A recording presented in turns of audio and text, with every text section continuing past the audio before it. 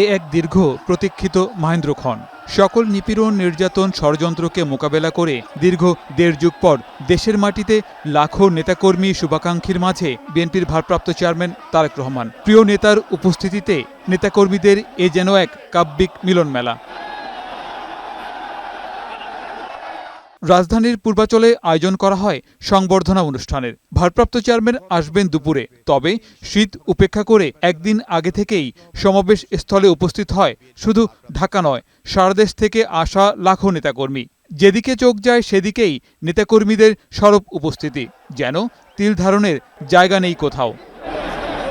মঞ্চে এসে উপস্থিত যুগপৎ আন্দোলনের শরিক দলগুলোর শীর্ষ নেতাদের সাথে শুভেচ্ছা বিনিময় করেন বিএনপির ভারপ্রাপ্ত চেয়ারম্যান। এরপরই উপস্থিত নেতাকর্মী সহ দেশবাসীর প্রতি শুভেচ্ছা বক্তব্য রাখেন তিনি। শুরুতেই দেশে ফিরতে পারায় শুকরিয়া আদায় করেন তারেক রহমান।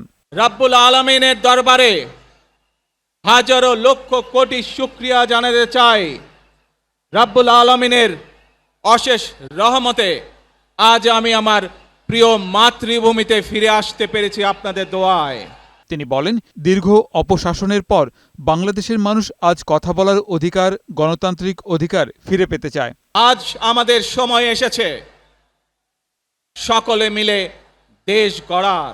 এমন একটি বাংলাদেশ গড়ে তুলব আমরা, যেই বাংলাদেশের স্বপ্ন একজন মা দেখেন, অর্থাৎ একটি নিরাপদ বাংলাদেশ আমরা গড়ে তুলতে চাই।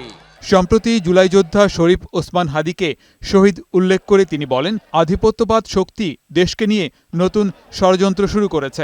আধিপত্যবাদ শক্তির গুপ্তচরেরা বিভিন্নভাবে ষড়যন্ত্রে এখন লিপ্ত রয়েছে। আমাদেরকে ধৈর্যশীল হতে হবে, যে কোনো উস্কানির মুখে আমাদেরকে ধীর শান্ত থাকতে হবে।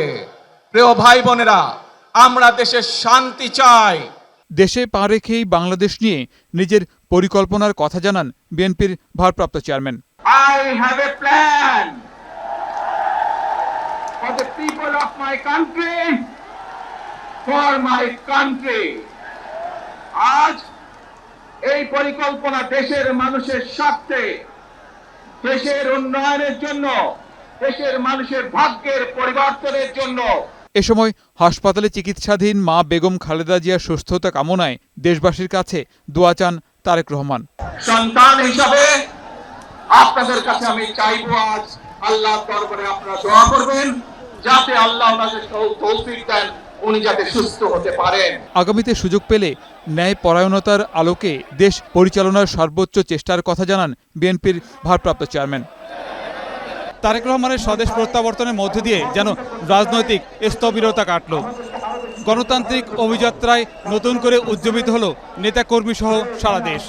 বহু ত্যাগ তিতিক্ষা আর অনেক লড়াই সংগ্রামের পর মানুষের ভোটাধিকার নিশ্চিতে এদিন দল মত নির্বিশেষে সকল শ্রেণী পেশার মানুষকে আরেকবার ঐক্যবদ্ধ হওয়ার বার্তা দিলেন বিএনপির ভারপ্রাপ্ত চেয়ারম্যান তারেক রহমান।